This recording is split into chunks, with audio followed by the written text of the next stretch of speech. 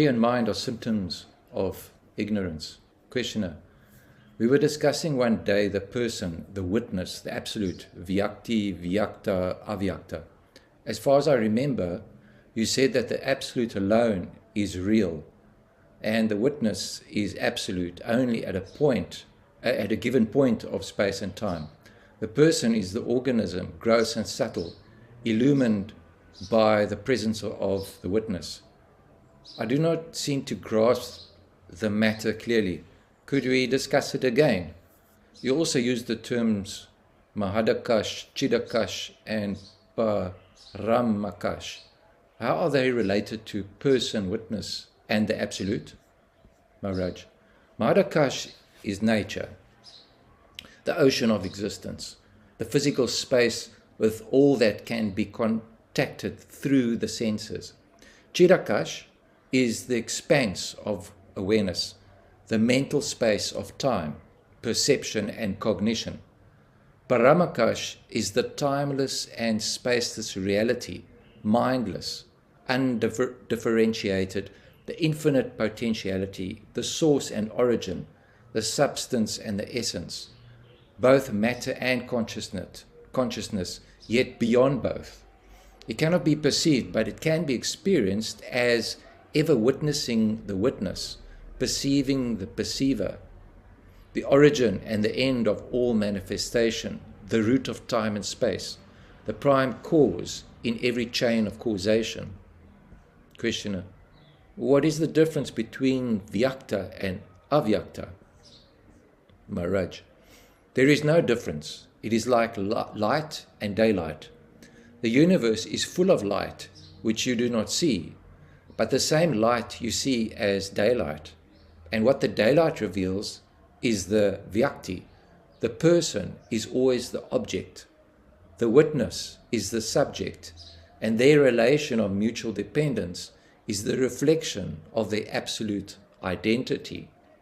You imagine that they are distinct and separate states. They are not. They are the same consciousness at rest and in movement, each state conscious of the other. In Chit, man knows God and God knows man. In Chit, the man shapes the world and the world shapes man. Chit is the link, the bridge between extremes, the balancing and uniting factor in every experience. The totality of the perceived is what you call matter. The totality of all perceivers is what you call the universal mind. The identity of the two, manifesting itself as perceptibility and perceiving, harmony and intelligence, loveliness and loving, reasserts itself eternally. Questioner, the three gunas, sattva, rajas, tamas, are they only in matter or also in the mind? Maharaj, in both, of course, because the two are not separate.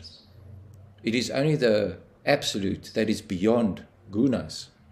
In fact, these are but points of view, ways of looking. They exist only in the mind. Beyond the mind, all distinctions cease. Questioner, is the universe a product of the senses? Maharaj, just as you recreate your world on waking up, so is the universe unrolled. The mind, with its 5 organs of perception, 5 organs of action, and 5 vehicles of consciousness, appears as memory, thought, reason, and selfhood. Questioner, the sciences have made much progress. We know the body and the mind much better than our ancestors. Your traditional way of describing and analyzing mind and matter is no longer valid.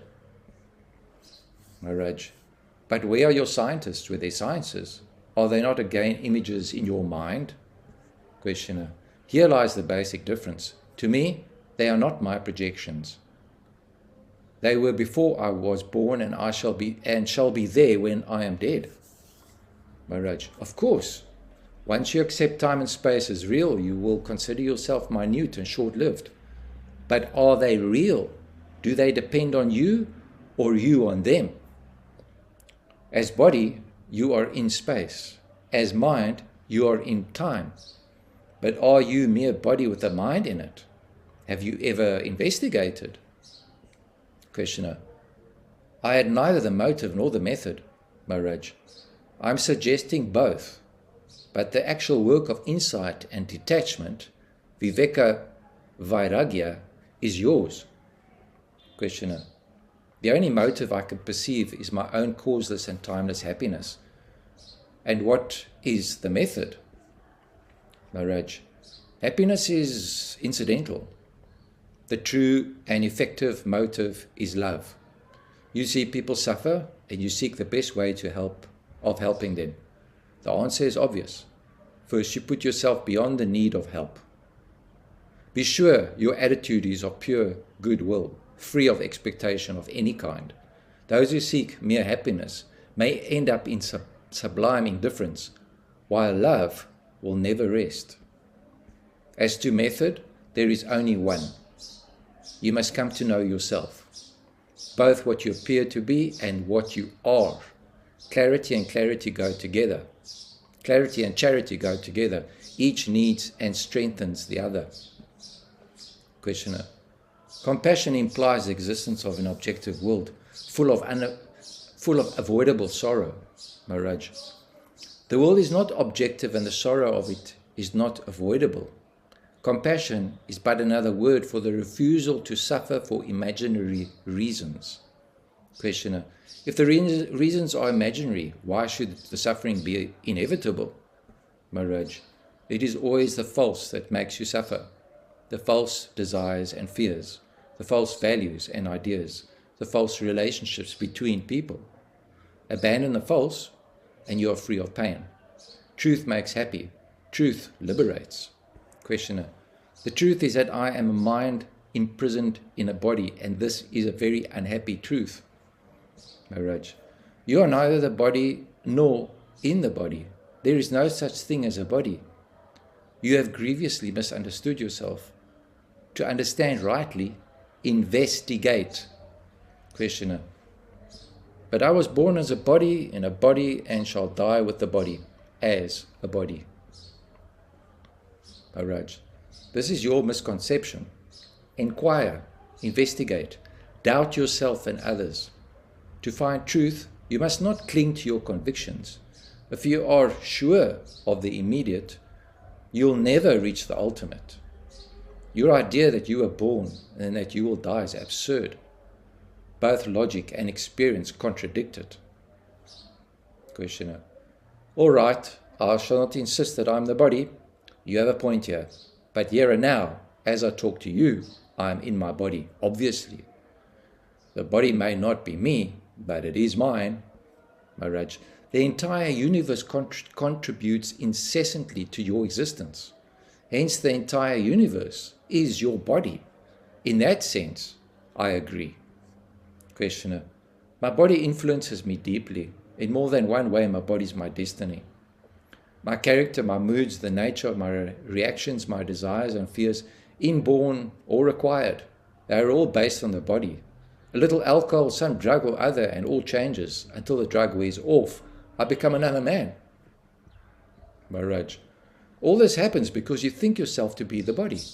Realize your real self, and even drugs will have no power over you. Questioner. You smoke. Maharaj. My body kept a few habits which may as well continue till it dies. There is no harm in them. Questioner. You eat meat. Maharaj. I was born among meat-eating people, and my children are eating meat. I eat very little and make no fuss. Questioner. Meat-eating implies killing. Maharaj. Obviously. I make no claims of consistency. You think absolute consistency is possible. Prove it by example. Don't preach what you do not practice. Coming back to the idea of having been born, you are stuck with what your parents told you. All about conception, pregnancy and birth, infant, child, youngster, teenager, and so on. Now, divest yourself of the idea that you are the body with the help of the contrary idea that you are not the body. It is also an idea, no doubt. Treat it like something to be abandoned when its work is done. That idea that I am not the body gives reality to the body, when in fact There is no such thing as body. It is but a state of mind. You can have as many bodies and as diverse as you like. Just remember steadily what you want and reject the incompatibles. Questioner. I'm like a box within a box within a box, the outer box acting as the body and the one next to it as the indwelling soul. Abstract the outer box, and the next becomes the body, and the one next to it, the soul. It is an infinite series, an endless opening of boxes. Is the last one the ultimate soul? Maharaj. If you have a body, you must have a soul. Here your simile of a nest of boxes applies. But here and now, through all your bodies and souls, shines awareness, the pure light of Chit. Hold on to it unswervingly. Without awareness, the body would not last a second. There is in the body a current of energy, affection and intelligence, which guides, maintains and energizes the body. Discover that current and stay with it. Of course, all these are manners of speaking. Words are as much a barrier as a bridge. Find the spark of life that weaves the tissues of your body and be with it. It is the only reality the body has. Questioner. What happens to that spark of life after death? Maharaj. It is beyond time. Birth and death are but points in time. Life weaves eternally its many webs. The weaving is in time, but life itself is timeless. Whatever name and shape you give to its expressions, it is like the ocean, never changing, ever changing. Questioner. All you say sounds beautifully convincing, yet my feeling of being just a person in a world strange and alien, often inimical and dangerous, does not cease. Being a person limited in space and time, how can I possibly realize myself as the opposite, a depersonalized, universalized awareness of nothing in particular? Maharaj, you assert yourself to be what you are not and deny yourself to be what you are. You omit the element of pure cognition, of awareness free from all personal distortions. Unless you admit the reality of Chit, you will never know yourself. Questioner. What am I to do? I do not see myself as you see me. Maybe you are right and I am wrong, but how can I cease to be what I feel I am? Maharaj. A prince who believes himself to be a beggar can be convinced conclusively in one way only.